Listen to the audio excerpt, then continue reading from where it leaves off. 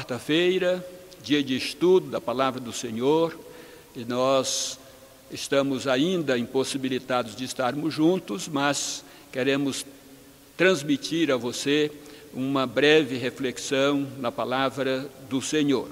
E como nós estamos, como já dissemos, ainda em quarentena, nós queremos pensar um pouco com os irmãos nesta noite sobre a prática da oração. Então vamos refletir sobre a oração. E faremos isto então a partir do texto registrado no Evangelho segundo Mateus, capítulo 6, versículos de 5 a 13. Mas antes nós vamos cantar o hino de número 128 do nosso Inário Novo Cântico, que tem como título Comunhão Preciosa.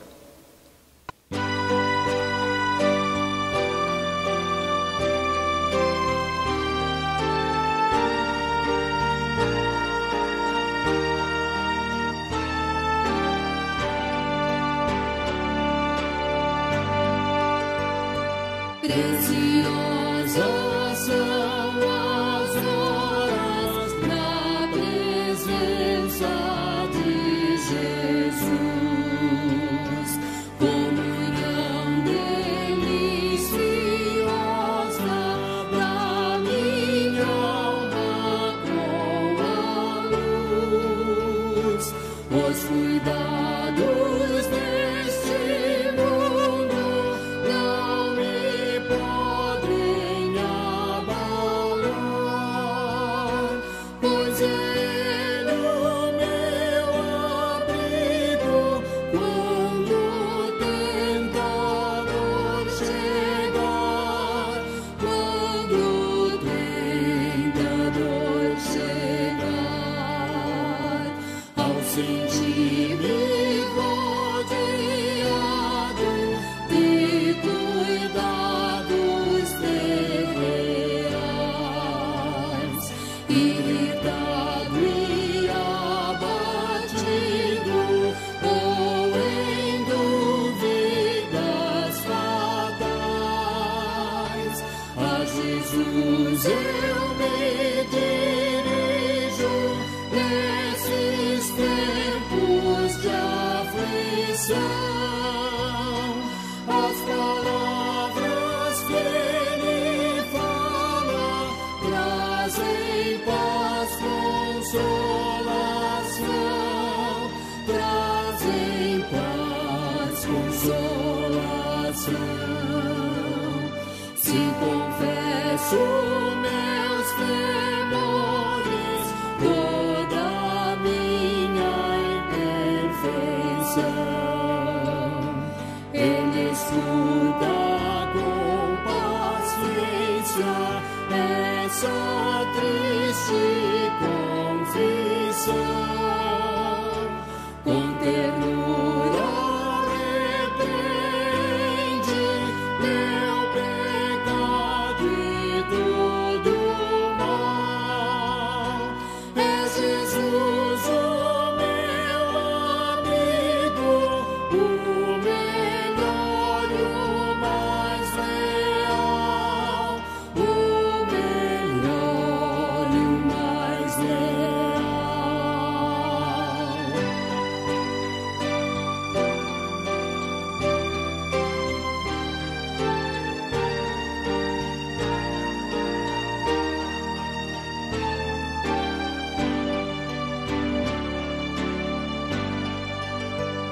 Se quereis saber quão doce é a divina comunhão, podereis muito bem prová-la e tereis compensação. Procurai estar sozinhos em conversa com Jesus, provareis na vossa vida o poder que vem da cruz, o poder que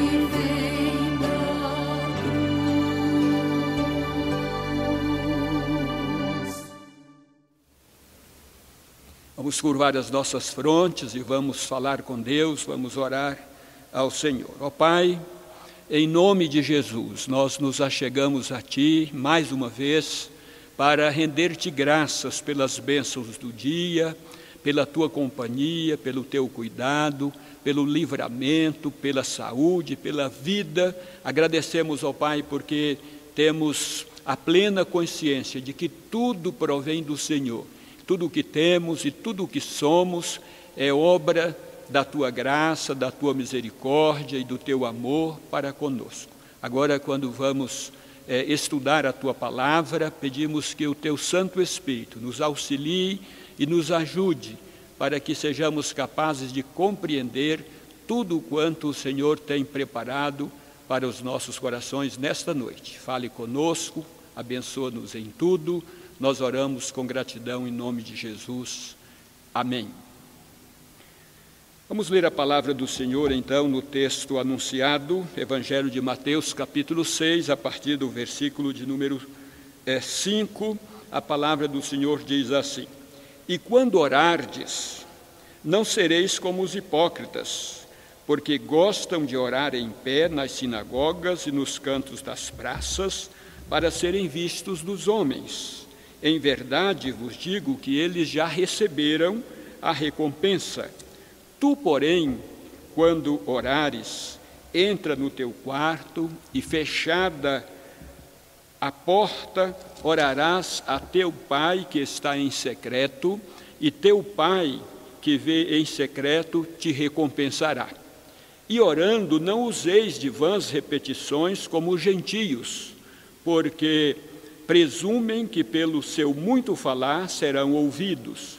Não vos assemelheis, pois, a eles, porque Deus, o vosso Pai, sabe o de que tendes necessidades antes que lhe peçais. Portanto, vós orareis assim: Pai nosso que estás nos céus, santificado seja o teu nome. Venha o teu reino, faça-se a tua vontade, assim na terra como no céu.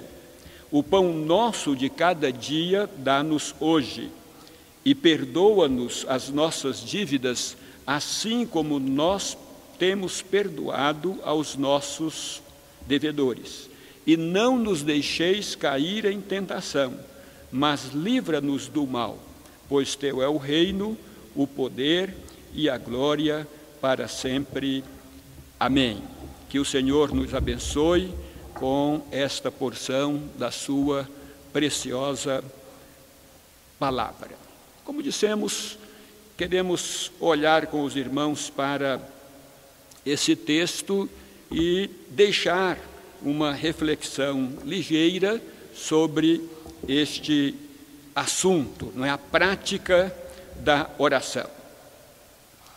A oração genuína, ela nada mais é do que o amor de Deus para conosco e o nosso amor para com Deus. Segundo Agostinho definiu, a oração é esta genuína e total manifestação de amor. Segundo Richard Foster, acreditamos que a oração é algo que devemos fazer, até mesmo algo que desejamos fazer, mas é como se um abismo se interpusesse entre nós e o ato de orar. Outro teólogo chamado Trumbull afirma que a preocupação de Satanás é impedir o crente de orar. Ele não tem medo de estudos feitos sem oração, ele não tem medo de trabalhos feitos sem súplicas pela direção divina, ele também não teme religião professada sem direção divina. Satanás, na verdade, ele se regozija, ele zomba das nossas atividades, ele zomba da nossa sabedoria, mas Ele treme quando nós oramos. Por isso, o seu trabalho é impedir que você ore, que você fale com Deus, impedir que a igreja ore, impedir que os crentes se curvem diante da presença gloriosa do Senhor. Mas como fizemos no domingo, vamos pensar um pouco sobre este assunto a partir de algumas interrogações, né? E a primeira delas é: o que é orar? Nós já ouvimos, nós já falamos, nós lemos muitos textos sobre a oração e certamente já vimos muitas definições do que seja a oração. O que é orar?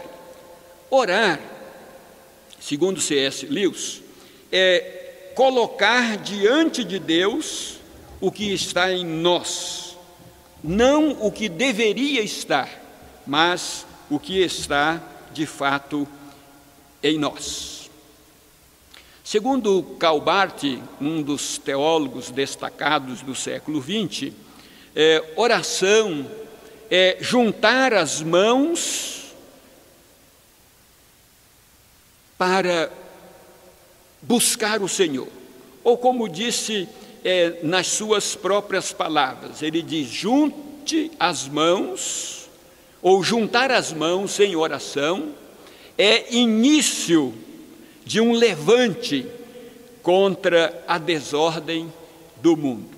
Então, quando a igreja busca, quando a igreja ora, quando o crente ora, quando você ora, quando nós buscamos a Deus, nós estamos iniciando uma guerra contra a desordem do mundo que jaz no maligno, conforme lemos na palavra do Senhor. Uma segunda pergunta é: como devemos orar? Como orar? Não é? E certamente nesta oração de Jesus, os discípulos fizeram um pedido: ensina-nos a orar. Foi o pedido que fizeram ao Senhor. E através da Bíblia nós encontramos a resposta de Deus para esse pedido dos discípulos. E vasculhando o texto sagrado, nós aprendemos, em primeiro lugar, que nós devemos orar segundo a vontade de Deus, não segundo a nossa própria vontade, mas segundo a vontade de Deus. Isso nós encontramos lá em João 15, versículo 7. Também aprendemos que nós devemos orar com fé. Hebreus capítulo 11, versículo 6 e Tiago, capítulo 1, versículo de 6 a 8, nos mostram que nós precisamos orar com fé, que a oração deve ser feita com fé. Ainda a oração deve ser feita com espírito de contrição, porque coração compungido e contrito não desprezarás, ó Deus. Deus se abre, Deus se revela, Deus age quando corações contritos se colocam diante dele. Então nós devemos orar com espírito de contrição. Isaías capítulo 57, versículo 15, nos ensinam sobre esta verdade.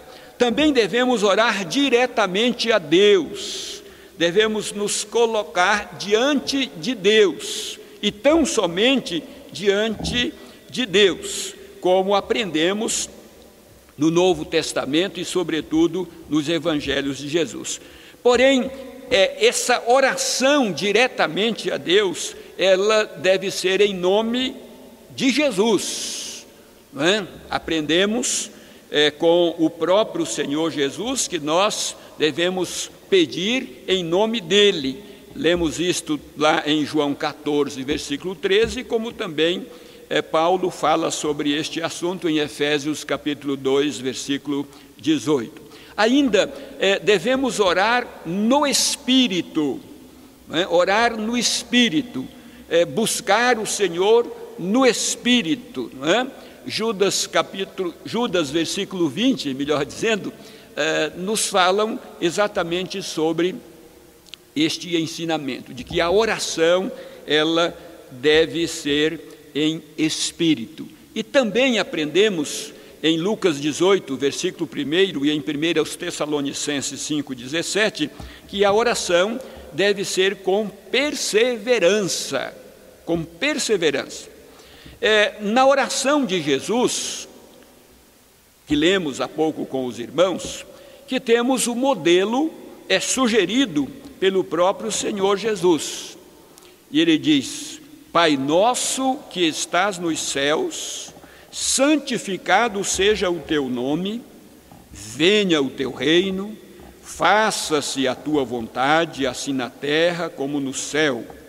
O pão nosso de cada dia dá-nos hoje, e perdoa-nos as nossas dívidas, assim como nós temos perdoado aos nossos devedores. E não nos deixes cair em tentação, mas livra-nos do mal, pois teu é o reino, o poder e a glória para sempre. Através de cada petição, Jesus revela a posição que cada pessoa assume ao orar. Já vimos isto aqui em estudo proferido pelo reverendo Robson, não é? E nós apenas relembramos aqui, recapitulamos, não é?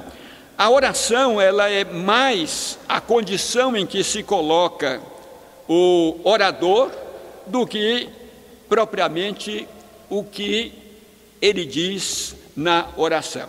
Mas, recapitulando aqui, como mencionamos, não é? Então, nós temos as petições, e elas começam assim: Pai nosso que estás nos céus. Se você faz esta oração conscientemente, e não mecanicamente, não apenas respondendo, não é, aquilo que você decorou, não é, mas se de fato você está orando, e orando em espírito, quando você diz Pai nosso que estás nos céus, você está assumindo a posição de filho de Deus. Você se coloca como filho, e esta é a razão porque você então diz Pai nosso. Poderia ser Pai meu, não é? Cada um falando, não é? Ou usando essa expressão. E, no geral, então, Pai nosso, não é?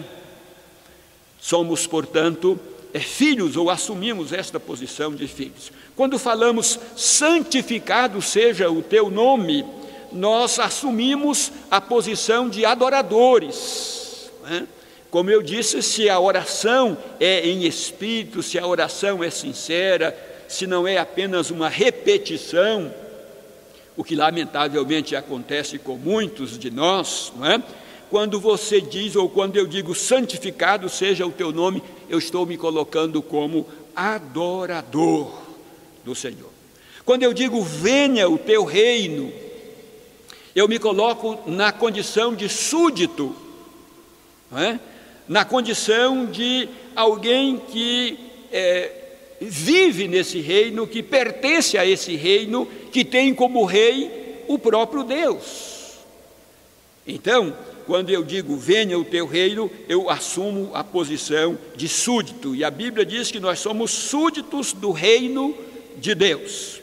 Quando nós dizemos faça-se a tua vontade, assim na terra como no céu, nós estamos assumindo a posição de servos, não é? Estamos nos colocando à disposição do Senhor para servi-lo, não é? Porque para que a vontade dele seja feita aqui na terra, ele usa a igreja, ele usa os crentes, ele usa aqueles a quem ele chamou, a quem ele alcançou pela sua graça. Então, a obra do Senhor, ela é feita através daqueles que se tornaram discípulos do Senhor, servos do Senhor. Portanto, quando você diz faça-se a tua vontade, você deve estar se colocando na posição de servo de Deus. Quando falamos o pão nosso de cada dia, dá-nos hoje, nós estamos assumindo a posição de dependentes de Deus, não é? E de fato nós somos dependentes do Senhor. Jesus disse que sem Ele nada nós podemos fazer, que nós precisamos dEle, que nós dependemos dEle. Nós aprendemos na Bíblia que nós de fato somos míseros pecadores, necessitados da graça, necessitados da misericórdia de Deus, não é? Há um provérbio popular que diz que Deus sem nós continua sendo Deus, mas que nós sem Deus não somos ninguém, não somos nada. Então, quando nós usamos esta expressão, o pão nosso de cada dia dá-nos hoje, nós estamos nos colocando nesta posição de que nós somos dependentes de Deus. É Ele quem nos dá o pão diário, é Ele quem supre cada uma das nossas necessidades. Quando dizemos perdoa-nos as nossas dívidas, então nós estamos assumindo que nós somos pecadores e que nós queremos o perdão, que precisamos do perdão. Então estas são algumas verdades que estão ensinadas nesta oração, as petições com as posições que devemos assumir. Perdoa-nos as nossas dívidas, nos leva a esta condição de pecadores, de alguém que precisa ser perdoado. E finalmente, e não nos deixes cair em tentação, mas livra-nos do mal. Quando usamos esta expressão, nós estamos dizendo que nós somos fracos espiritualmente. Só o Senhor pode nos livrar do mal. Nós não temos como, por nós mesmos, nos livrarmos do mal. Não temos como, por nós, pelas nossas próprias forças, nos protegermos, nos guardarmos do mal. O Senhor é que nos concede esta bênção. Nós somos espiritualmente fracos, mas somos servos de alguém que é todo poderoso. Uma terceira pergunta é: por que devemos orar? Muitas vezes nós ouvimos a seguinte expressão: se Deus sabe de todas as coisas, se Deus conhece as minhas necessidades, por que é que eu preciso pedir? Por que é que eu preciso orar? Mas há algumas considerações que nós queremos fazer. A resposta a esta pergunta que nós acabamos de mencionar é a seguinte: Deus deseja dialogar conosco. Então nós devemos orar porque Deus deseja que falemos com Ele. Deus deseja falar conosco, Deus deseja estabelecer esse diálogo conosco, ou seja, Deus tem interesse por nós. Deus quer ouvir de cada um de nós o abrir do nosso coração, assim como os pais gostam de ouvir os filhos quando eles chegam, por exemplo, da escola. Como é que foi o seu dia lá na escola, ou do trabalho, como é que foi o seu dia no trabalho? Deus espera, Deus deseja que nós tenhamos posição semelhante a esta. Deus anela por ouvir de nós mesmos os detalhes da nossa vida, ainda que Ele as conheça tão bem e tão profundamente, Mas nós podemos enumerar outras razões pelas quais devemos orar. Aprendemos em Mateus 7, versículos 7 e 8, que orar é um mandamento divino. Então nós devemos orar, porque quando o fazemos, nós estamos observando o mandamento de Jesus, que estabeleceu que nós deveríamos orar. Orar é, portanto, um mandamento divino E se nós queremos obedecer, precisamos orar. Mas também aprendemos que a oração, ela revela e ela produz humildade, né? Então devemos orar, porque é na oração que nós nos humilhamos diante do Senhor. Aprendemos isto com Daniel, lá no capítulo 9, versículos 17 a 19. Mas também devemos orar porque a oração nos convence de que aquilo que recebemos veio das mãos de Deus, gerando em nós gratidão. Então nós devemos orar porque a oração nos convence de que tudo o que temos recebemos das mãos dadivosas do Senhor, e isso gera em nós gratidão. Devemos orar porque através da oração nós descobrimos os tesouros de Deus, não é? Os tesouros de Deus nos são revelados quando nós oramos, quando nós falamos com o Senhor. E também devemos orar porque a oração, grave bem isto, a oração libera as bênçãos de Deus para a vida daquele que está orando. Quando você ora, conforme já mencionamos, de todo o seu coração, quando você ora com reverência, quando você ora com humildade, quando você ora em espírito, não é? Você abre o coração de Deus, e desse coração aberto são liberadas bênçãos especiais para a sua vida, não é? Então estas são algumas das razões pelas quais nós devemos orar. Uma outra colocação que queremos deixar caminhando para o encerramento: quais são os efeitos da oração? O exercício intenso e continuado da oração, ele produz na vida do servo de Deus os seguintes resultados. Primeiro, ele produz reconhecimento, ou seja, o pleno reconhecimento da paternidade divina e, portanto, da filiação daquele que ora. Em segundo lugar, a oração, ela produz uma resposta, né? E ela nos dá a certeza de que Deus recebe todas as nossas orações e as responde. E Ele as responde positivamente, isto é, sempre para o bem de seu eleito, mesmo que a resposta positiva lhe seja um não contundente. Ainda que Deus diga não, é uma resposta, e Ele diz não, porque o não é, sem dúvida alguma, o melhor para a sua vida, para a nossa vida. Muitas vezes nós não sabemos distinguir o que de fato é bom e o que não é, mas Deus sabe perfeitamente, não é? Ainda a oração produz submissão.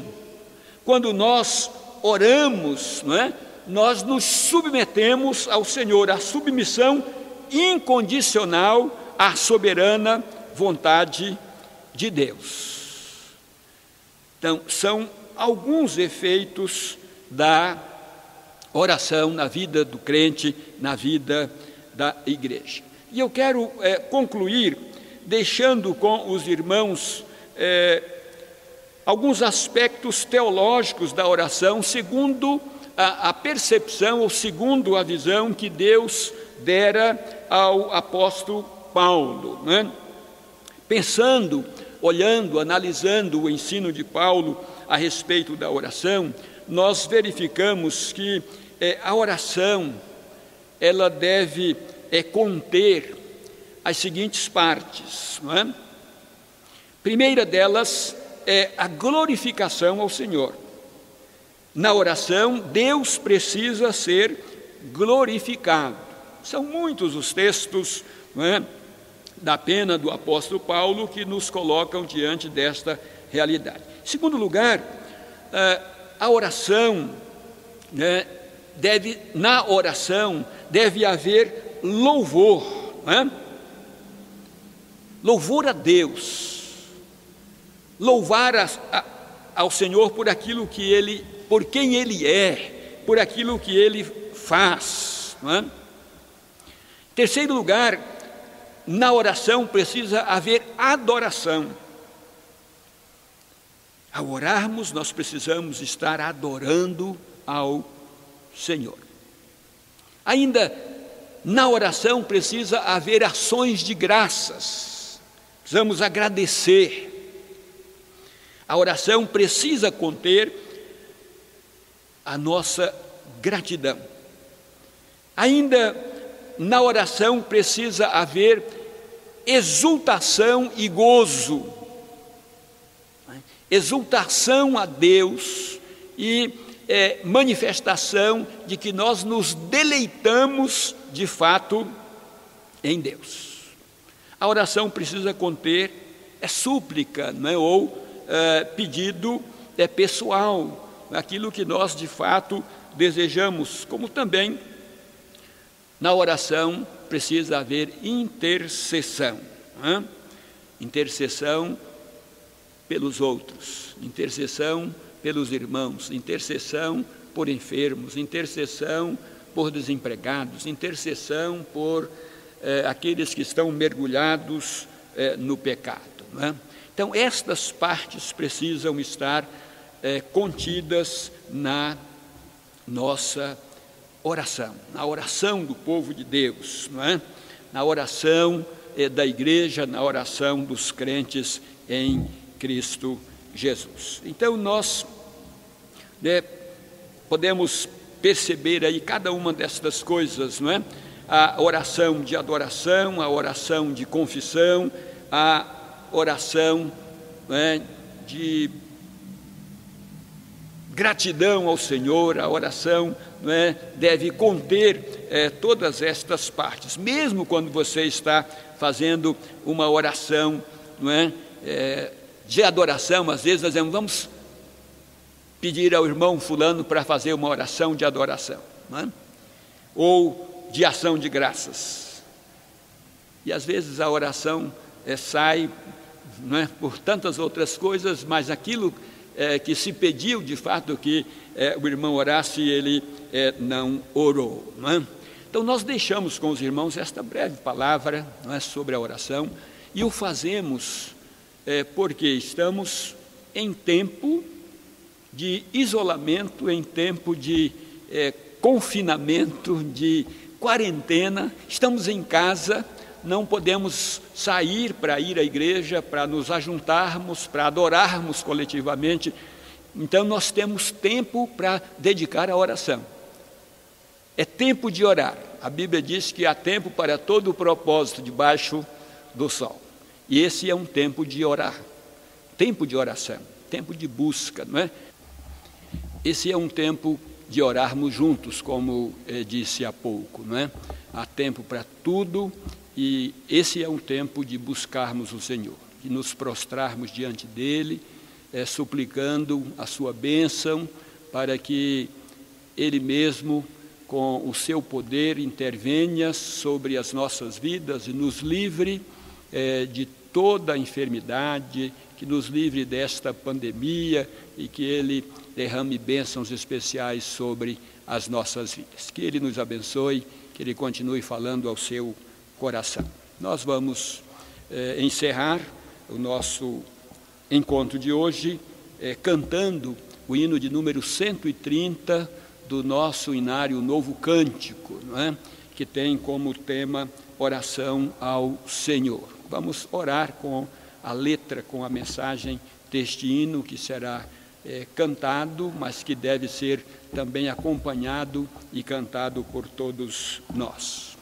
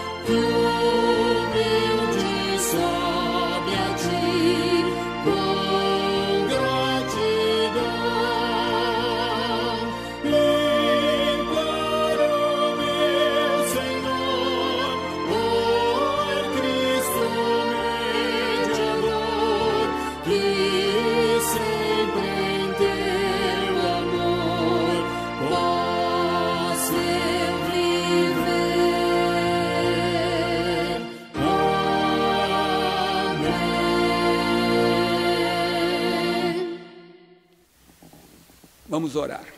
Ó Pai, em nome de Jesus, nós nos prostramos diante do Senhor, gratos por aquilo que já recebemos das Tuas mãos no decorrer do dia, gratos pelo Teu cuidado renovado para conosco, agradecidos pela vida que Tu nos dás, pela bênção da comunhão com o Senhor, da salvação.